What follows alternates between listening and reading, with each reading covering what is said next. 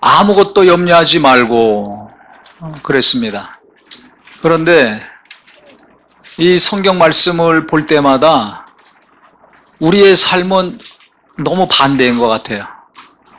저만 보더라도 염려 안 할 때보다 염려할 때가 더 많습니다. 좀 심하면 염려 정도가 아니라 근심하고 불안하고 두려워하고 낙심할 때가 평안하고 감사하고 기쁘고 행복할 때보다 훨씬 많아요. 우리 성도님들 잘 생각해 보세요. 아침에 눈 뜨고 일어나면 기쁘고 감사하고 행복한 말을 내가 하면서 시작을 합니까? 아니면 뭔가 일어나면서부터 근심이 있어서 마음이 무겁고 머리가 무겁습니까? 네. 무거운 것들이 더 많아요. 그거 생각하기 싫은데 가만히 있더라도 그냥 내 머리에 찾아와서 머리가 무겁고, 좀 안 찾아오면 좋은데 그 근심거리가 또 내게 찾아와서 마음이 답답하고 무겁고. 그래서 누구나 이 어려운 문제들이 있습니다. 안 되는 일, 하나님이 도우셔서 해결해 주셔야 될 것들이 있는데 그것이 해결되기 전에는 부르지 않았는데도 자꾸 내 생각에 찾아오고 내 마음속에 찾아와서 자리를 떡하니 아주 아랫목처럼 딱하니 그것들이 자정하고 있어요. 누구나 그런 것들이 많습니다. 그런데 성경에서는 염려하지 말아라는 거예요. 근심하지 말아라. 두려워하지 말아라. 걱정하지 말아라. 낙심하지 말아라. 이 얘기입니다. 어떻게 해야지 그럼 이것이 이루어지는가? 염려거리가 있고 걱정거리가 있으면 우리가 기도합니다. 진짜 큰 문제가 있으면 막 기도가 저절로 나오죠. 막 길거리 가다가도 막 방언이 나오고 하나님 도와주시옵소, 도와주시옵소, 도와주시옵소 막 간절히. 어떤 친구는 화장실에 가서 소변 보면서도 막 도와주시옵소, 도와주시옵소 랄랄랄랄랄 방언하고 막. 그 옆에서 제가 그러죠. 뭘 도와줘? 예? 형 왜 그래요? 도와주시옵소 또 막 그래요. 학생 때 그런 친구가 있었어요. 키는 큰데 맨날 그냥 방언하고 다니고 도와달라고 그러고 혀가 쉬질 않아요. 그냥 기도 많이 하죠. 간절하죠. 그런데 보면 그 안은 불안합니까? 평안합니까? 불안한 거예요. 이상하게 그렇게 기도를 많이 하는데 이 어떤 분은 하루에 몇 시간씩 기도합니다. 기도실에서 살죠. 출퇴근 장소가 기도실이에요. 그렇게 기도 많이 하니까 모든 예배나 모임은 다 참석합니다. 온 종일, 주일만이 아니라 주중에도 항상 교회에서 살고 기도하고 예배하고 봉사하고 합니다. 그런데 가만히 보면 그렇게 기도 많이 하는데 예배도 하는데 평안이 없어요. 항상 근심이 충만해. 얼굴에 웃음이 없어요. 자식 때문에, 남편 때문에, 또 누구 때문에, 뭐 때문에. 그렇게 기도를 많이 하고 예배도 하고 은혜를 받고 했으면 이 근심이 좀 없어지고 마음이 평안해야 되는데 평안하질 않아요. 불안하니까 예배도 하고 기도도 하는데 기도한 만큼 평안이 없어요. 참 신기하더라고요. 도리어 기도 안 하는 분이 더 평안해요. 교회 열심히 나가지도 않고 주일 예배만 했는데 봉사도 안 했는데 어떻게 보면 그분들이 더 평안해. 그래서 이런 분들이 있어요. 예수 믿는다면 예수 믿는 분들이 안 믿는 분들보다 더 어떻게 해야 됩니까? 평안해야 되잖아요. 내가 봉사하고 하나님 말씀을 배우고 알았는데 오랜 동안 예배하고 말씀을 들었고 기도도 했는데 그러면 더 평안해야 될 텐데 평안하질 않아요. 왜 그런가? 하나님이 이걸 아시는 거예요. 우리는 항상 염려하고 근심하고 불안해하는 삶을 사는 거를 하나님이 아시는 거예요. 그래서 아무것도 염려하지 말아라. 아무것도.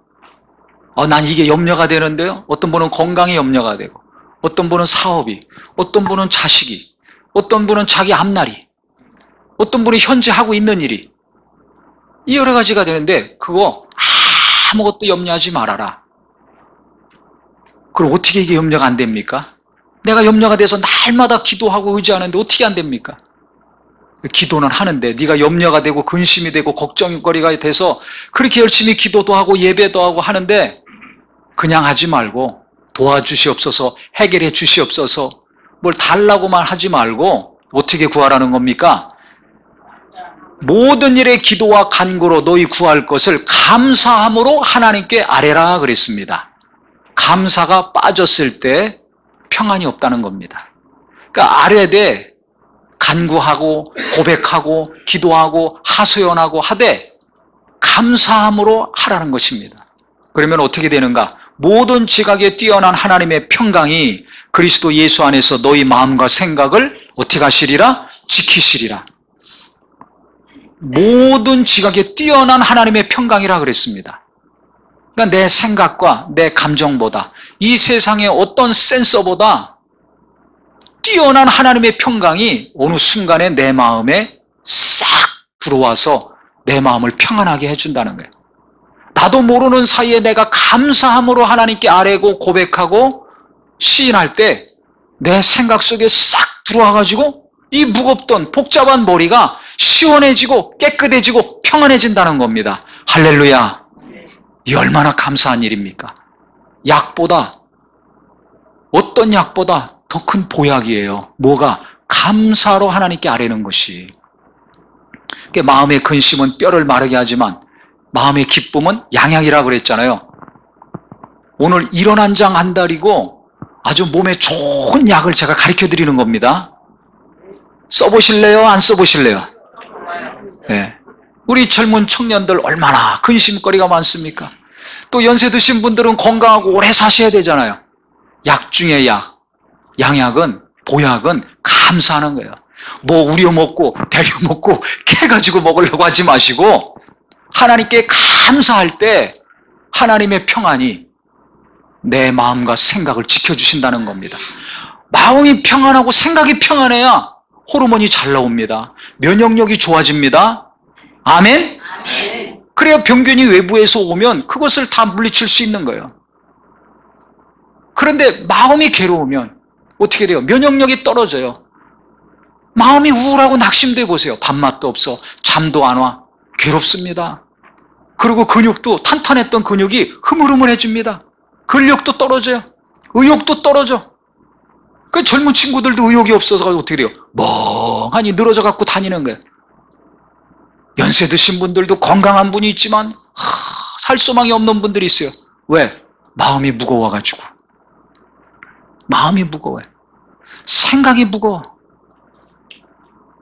이것이 언제 평안해지는가? 자식이 잘 될 때? 재산이 많았을 때? 그런 것 같죠? 그렇지 않아요. 이 신방을 다녀보잖아요. 어떤 집은 이렇게 얘기를 듣습니다. 그러면 어렵고 힘든 일들을 이제 주로 많이 얘기하죠. 막 이 얘기 저 얘기해요. 근데 제가 가만히 듣고 보니까 아니 이 집은 너무 하나님이 많은 것을 도와주셨어요.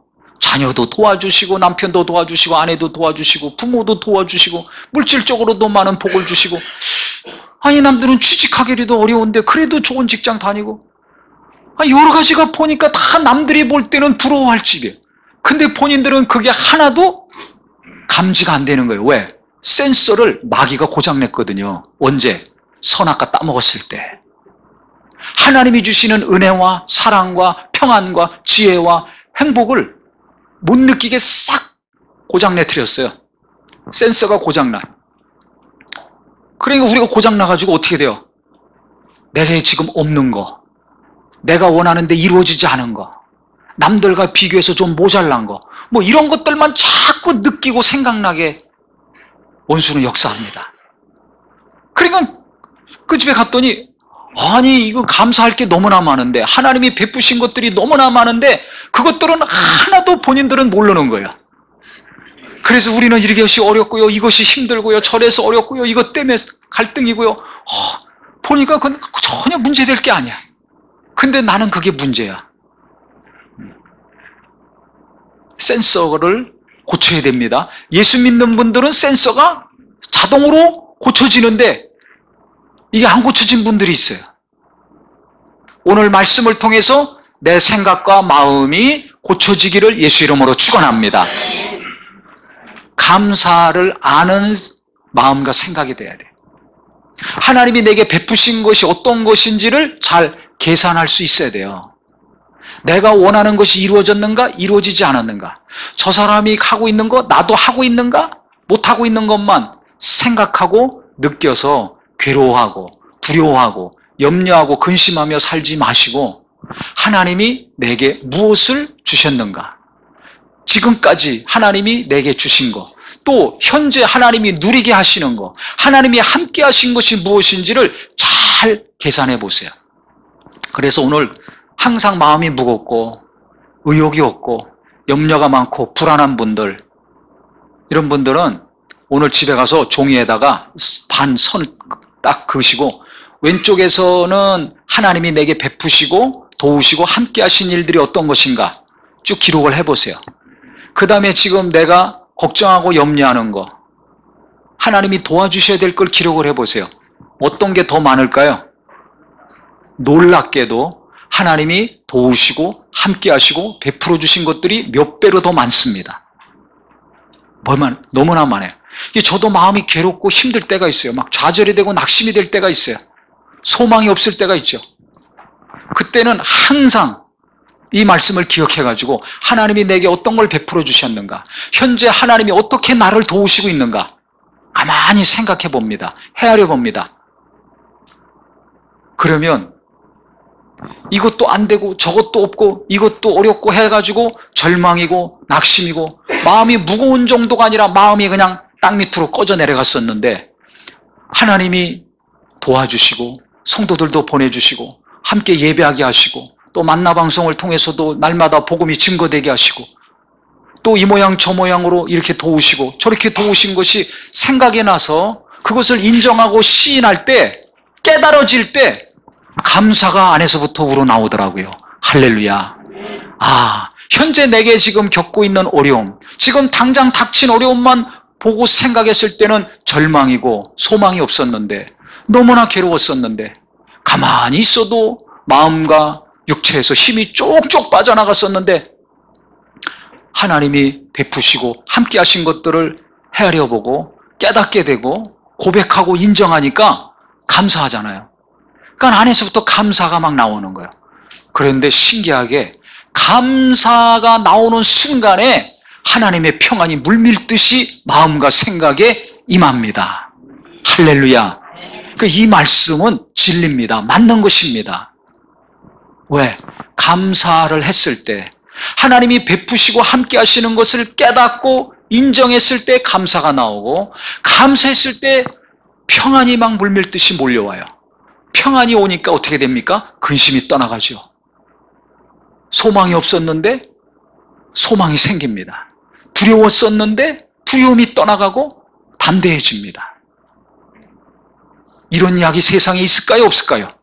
없어요. 아무리 수백만 원, 수천만 원짜리 오래 드셔보셔서 알잖아요. 몸에 좋다는 거. 순간에 이렇게 효과 보는 약이 없습니다. 평안해지고 감사할수록 마음이 평안해지고 생각이 평안해지고, 그 다음에 어떻게 돼요? 기쁨이 생기죠. 소망이 생겨요. 의욕이 생깁니다. 이 감사하는 것이 이게 굉장한, 그래서 능력이에요.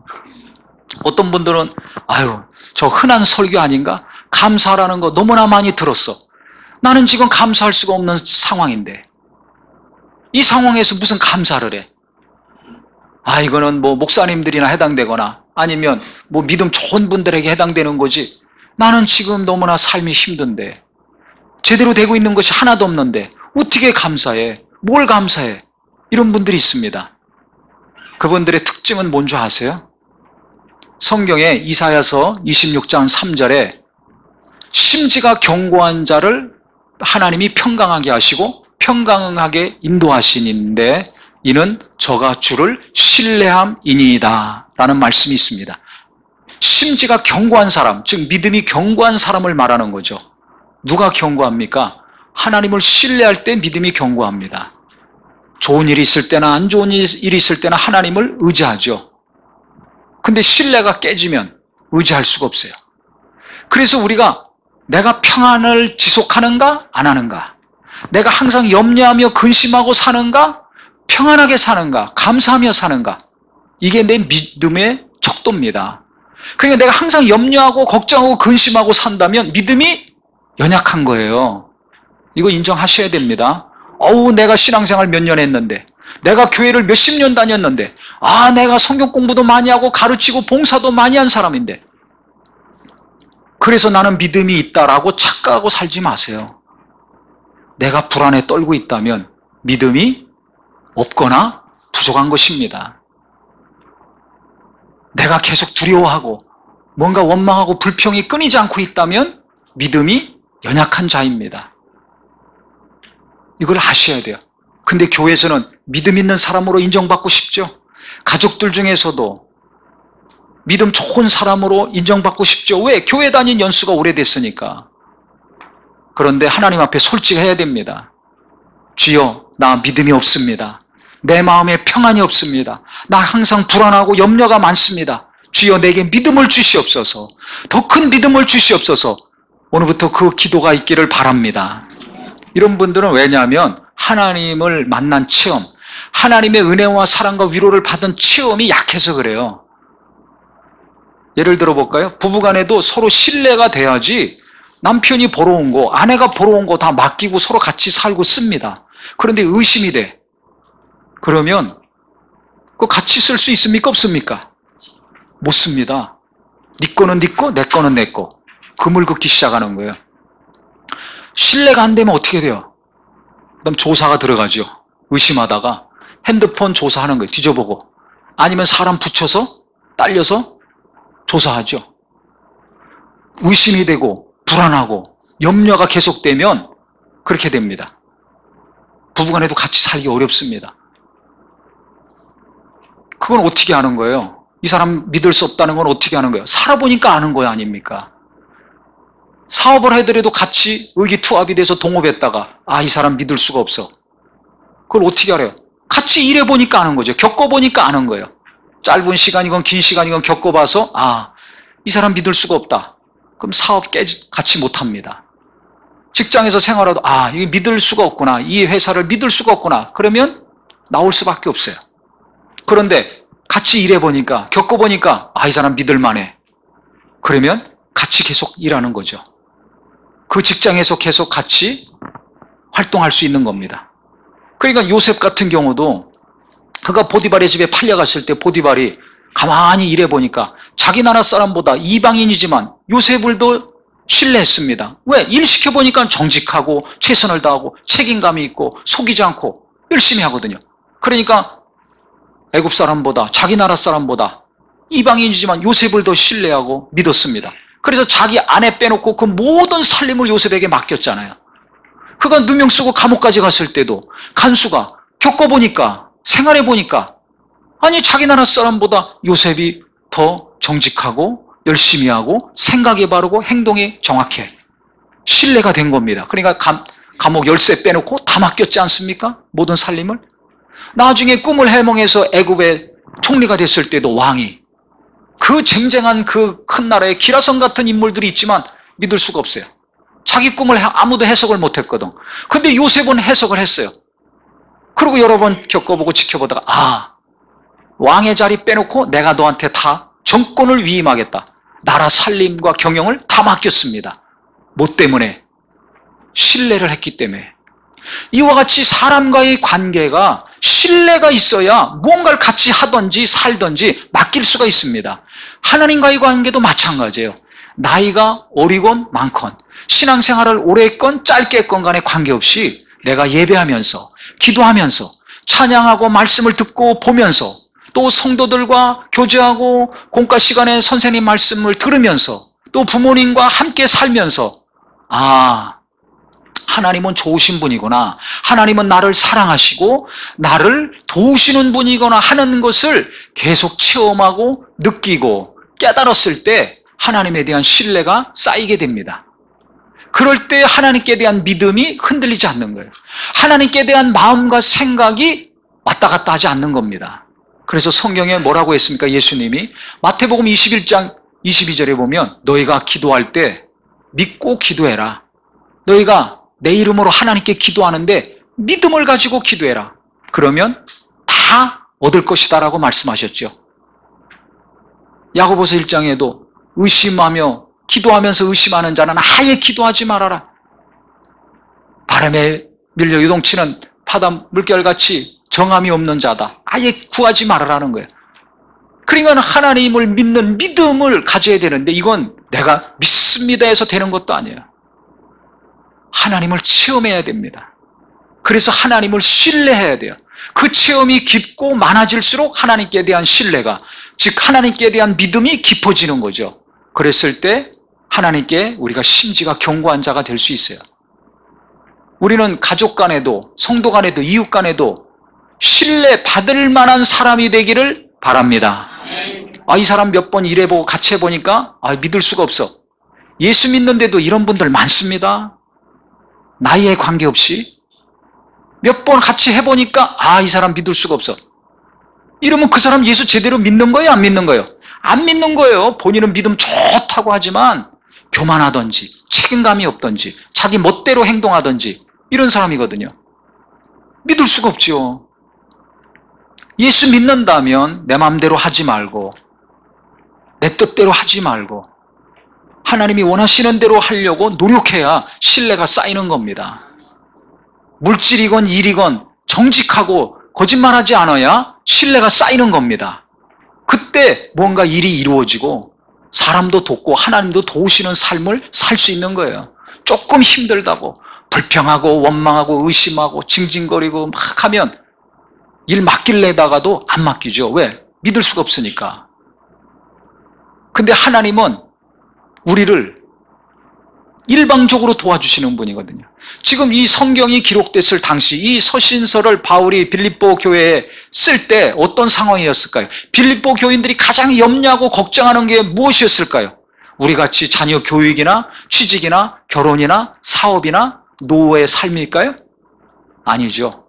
이건 목숨이 왔다 갔다 하는 상황입니다. 죽느냐 사느냐. 우리가 예배하다가 잡혀가서 죽을까? 아니면 오늘 하루 안 들키고 살까? 핍박이 몰아닥치는 시대였기 때문에 예수 믿으면 목숨이 날아가는 시대였기 때문에 죽느냐 사느냐를 항상 염려할 수밖에 없어요. 오늘 예배하러 가다 잡혀 죽을까? 우리 예배 끝나고 집에 가다가 죽는 거 아닌가? 예배하다가 로마 병사들이 닥쳐서 우리가 다 목숨을 잃는 거 아닌가? 자식이 먼저 죽을까? 남편이 먼저 죽을까? 아내가 먼저 죽을까? 항상 이 예수 믿는 사람들은 초대교회 죽음을 생각하고 신앙생활 해야 됐습니다. 전도를 하다가도 오늘 살까 죽을까? 이것이 가장 큰 염려예요. 그런데 염려하지 말아라. 왜? 예수 믿는 믿음 때문에 언제 죽을지 다른 사람들보다 먼저 죽을 수도 있지만은 예수 믿기 때문에 죽은 다음에는 어디로 갑니까? 하늘나라 가지 않습니까? 예수 믿는 믿음 때문에 죄가 해결되고 어떤 노력과 어떤 정성으로도 해결이 안 되는 이 죄의 문제가 예수 믿는 믿음을 통해서 해결이 되고 예수 믿는 믿음을 통해서 하나님의 자녀가 되고 하나님의 자녀가 됐기 때문에 육체를 떠났을 때 내 영혼이 방황하다가 불구덩이에 들어가지 아니하고 주님이 예비하신 그 거룩한 곳 영원한 하늘나라에 들어가서 살 수 있게 됐으니 이게 얼마나 감사한 일인가. 그러니까 예수 믿는 거 하나만으로도 죄 사함 받고 영원한 생명을 얻은 거 하나만으로도 이것은 복 중에 복을 받은 것입니다. 그렇기 때문에 감사하라는 거예요. 네가 구원받은 거 감사해라. 죄 사함 받은 거 감사해라. 언제 죽든지 인간은 반드시 죽습니다. 근데 죽은 다음에 멸망의 길로 가지 아니하고 영원한 하늘나라에 가서 영생 복락을 누릴 수 있으니까 그것을 감사하라. 그러니까 우리 예수 믿는 분들은 구원받은 것 자체가 너무나 감사한 제목이 되기를 바랍니다. 내 죄를 어떤 것으로도 해결할 수 없는 이 죄 문제를 해결받고 나와 내 가족들이 하늘나라에 당당히 들어갈 수 있는 것을 인하여 감사하며 살기를 바랍니다. 그러니까 이들이 언제 우리가 죽을까? 누가 먼저 죽을까? 그거 생각하면 두렵고 떨리는데 핍박을 생각하면 두렵고 떨리는데 내가 예수 믿었지. 주님이 우리 죄를 담당하셨지. 주님이 부활하셨지. 우리도 언젠가는 부활해서 하늘나라 예수님과 같이 갈 수 있잖아. 그러니까 구원받은 것 생각하고 하늘나라 생각하고 하나님의 자녀가 된 것 생각하면 너무나 감사하고 평안이 넘치고 기쁨이 넘치게 되는 겁니다. 그러니까 기뻐하라. 항상 기뻐하라고 얘기하는 거예요, 성경에서. 기뻐할 수 없는데 어떻게 기뻐해요? 구원받았으니까 기뻐하라. 오늘 죽든지 내일 죽든지 하늘나라 갈 수 있으니까 기뻐할 수 있다는 것입니다. 감사할 때 평안이 찾아오고 평안이 계속 넘치면 그 다음에 기쁨이 나오거든요. 그래서 감사와 평안과 기쁨은 뗄래야 뗄 수가 없어요. 근데 감사하지 않아. 나는 이것이 없어. 저것이 안 됐어. 감사가 없으니까 평안이 없어요. 평안이 없으니까 기쁨이 없어. 그러니까 날마다 마음이 무겁고 우울하지 않습니까? 이 문제를 어떻게 해결해야 할 것인가? 구원받은 거 감사하시고 하나님이 나를 도우신 것 오늘부터 잘 계산해 보세요. 내게 없는 것만, 마귀가 센서를 고장내뜨려서 내게 없는 거, 내게 힘든 거, 내가 안 되는 것만 자꾸 알게 하고 생각하게 하고 느끼게 해서 내 마음과 머리가 무거운데, 오늘 센서를 잘 고치셔가지고 하나님이 나에게 이렇게 도와주셨지. 하나님이 내 자녀를 이렇게 도와주시고, 하나님이 이 은혜를 주시고, 하나님이 또 이 일을 맡겨주시고, 하나님이 또 이 사람을 통해서 나를 위로해 주셨지. 하나님이 지금까지 도우신 것과 오늘 이 시간까지 도우시는 것을 잘 보셔서 감사할 때 평안이 찾아올 것이고, 그 감사가 지속될 때 평안이 내게 계속 머물 거 아닙니까? 그러면 그 다음부터 기쁨이 솟구치는 심령이 될 것입니다. 그래서 우리는 원수가 고장내뜨려 놓은 거 빨리 수선하고 고치셔가지고 집에 있는 냉장고하고 보일러만 고치려고 하지 마시고, 내 생각과 마음, 하나님이 베푸신 것을 알고 느낄 수 있는 것을 빨리 해결하셔서 감사가 있기를 예수 이름으로 축원합니다. 어떤 목사님이 교인들이 막 열심히 신앙생활 한 다음에 막 놀러 가자고 그러더래요. 목사님 우리 어디 놀러 좀 갑시다. 그래서 이분이 고민하다가 그래서 버스 대절해가지고 교인들 다 타시오 해서 이제 어디로 갔어요. 장소는 안 알려주고. 그 교인들은 이제 어디 좋은 데로 갈 것인가, 물 좋고 산 좋은 데로 가겠구나, 도시락 싸들고 막 예쁘게 하고 이제 막 하하하 호호 하고 이제 막 갔습니다. 도착해 보니까 장애 아들을 돕는 그 시설 있는 그런 곳으로 간 거예요. 그래서 가서 보니까 어린아이들이 다 누워있고 말도 못하고 뭐 행동도 부자유스럽고 참 불쌍하죠. 부모도 같이 있기 어려워서 이제 그런 데 맡겨서 그런 아이들을 돌보는 곳으로 간 겁니다. 이분들이 거기 가서 이제 한두 시간 봉사한 거죠. 애들 기저귀도 갈아주고 뭐 놀아도 주고 청소도 해주고 밥도 해주고 먹여주고 목욕도 시켜주고 봉사를 한두 시간 한 다음에는 완전히 얼굴이 바뀐 거예요.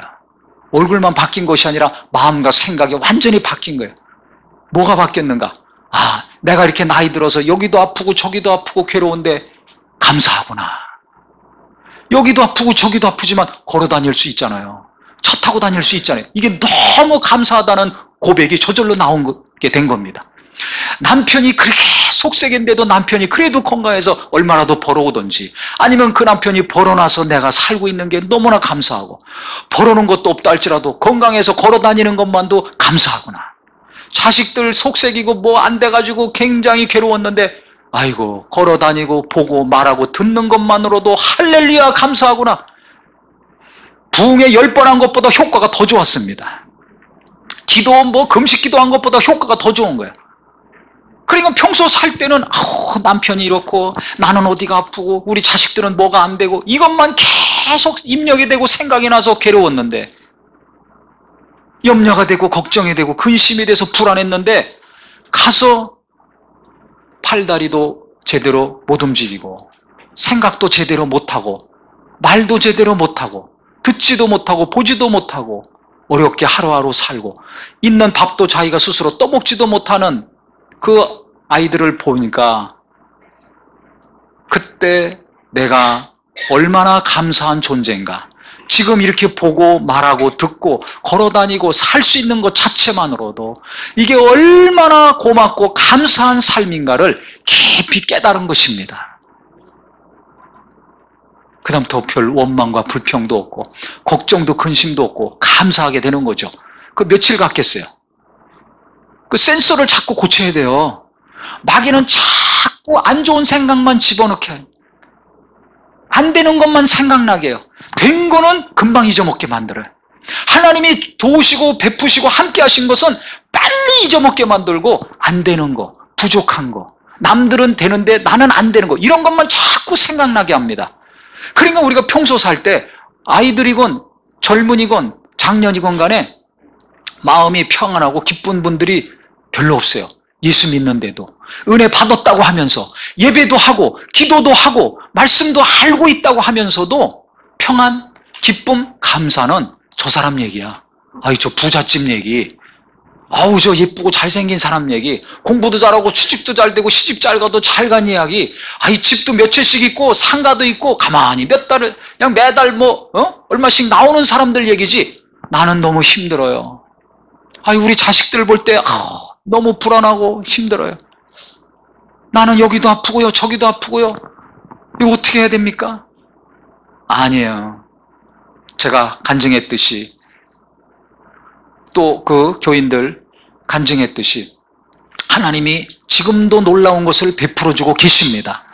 내가 온 것은 양들로 생명을 얻게 하고 더 풍성히 얻게 하려 함이라고 예수님 말씀하셨죠. 이 땅에 오셔서 구원해 주시고, 아우, 난 할 일 다 했어. 야, 내가 그 육체를 입고 그 십자가에까지 가서 내가 얼마나 내가 수욕을 참고 내가 부끄러움을 참고 견뎠는 줄 아나? 아, 그래서 나는 할 일 다 했어 라고 손 띄시지 않았습니다. 2000년 전이나 지금이나 앞으로도 동일하게 변함없이 예수님은 계속 우리를 구원하신 다음에도 풍성한 생명을 부어주고 계십니다. 양들로 생명을 얻게 하고 또 풍성히 더 얻게 하려 함이라 계속 또 부어주시는 분이십니다. 부모들은 아유, 나는 할 일 다 했어. 공부시키고 시집장가 보냈으면 할 일 다 했어. 손 띄려고 그러잖아요. 근데 하나님은 손 띄시는 분이 아니에요. 우리가 믿는 하나님은 손 띄시는 분이에요. 예수님은 손 안 띄시는 분이에요. 우리가 죽는 날까지 풍성한 곳으로 부어주시고 만물을 충만케 하신 충만함으로 교회를 통해서 채워주시려고 하시는 분이라는 걸 믿으시기를 예수 이름으로 축원합니다. 이 좋은 하나님을, 이 좋은 분을 많이 예배하면서 체험하는 우리 모든 성도가 되기를 예수 이름으로 축원합니다. 그랬을 때 하나님을 의심하지 않습니다. 하나님에 대한 신뢰가 쌓입니다. 그랬을 때 어떻게 됩니까? 하나님을 기뻐하고 하나님이 베푸신 것들을 우리가 알게 되는 거예요. 아, 하나님이 오늘 이렇게 도우셨구나, 감사하다. 하나님이 우리 가정을 이렇게 도우시고 감사하다. 아, 하나님이 오늘도 눈 뜨게 하셔서 감사하다. 제가 눈을 뜰 수가 없었어요. 한참 아팠을 때 눈을 못 떴습니다. 야, 그때 과연 내가 우리 식구들, 가족들 얼굴을 볼 수 있을까? 성경을 볼 수 있을까? 이 생각을 했었어요. 그 점자를 배워야 되지 않는가? 하나님 말씀을 보고 싶은데, 읽고 싶은데 볼 수가 없으니까. 그건 모릅니다. 아무도 모릅니다. 눈 뜨고 다니니까 안경 써도 시력은 나오잖아요. 잘생겼나 못생겼나, 뭐 공부 잘하냐 못하냐, 사업 잘하냐 못하냐, 그게 문제가 아니에요. 안 보이는 사람들은 보는 게 최고의 소망입니다. 듣지 못하는 사람은 듣는 게 최고의 소망입니다. 말할 수 없는 사람은 말하는 게 최고의 소망입니다. 근데 내가 듣기도 해, 보기도 해, 말도 해, 성경도 볼 수 있어, 하나님 말씀도 들을 수 있어, 기도도 할 수 있어. 얼마나 감사합니까? 그래서 제가 눈을 못 뜰 정도로 아팠을 때는 눈 뜨는 것이 얼마나 감사한 일인가. 걷지도 못했는데 걸어요. 지팡이라도 짚고 걸었어요. 바깥에 나가서 지팡이 짚고 걷는데 비틀비틀하면서 한 걸음씩 걸으면서 하늘을 보는데 얼마나 감사가 넘치고 감격했는지 제가 모릅니다. 평소에는 못하는데 못 보고 못 걷다가 이거 보고 걷게 되니까 너무나 감사한 거예요. 그래서 제가 그때부터 숨 쉬고 사는 것만 해도 할렐루야다. 아멘이 안 나오죠? 네. 어떤 분은 연세가 많이 드시고 신앙생활 열심히 하셨는데 귀가 안 들리다가 이제 귀가 완전히 멎었어요.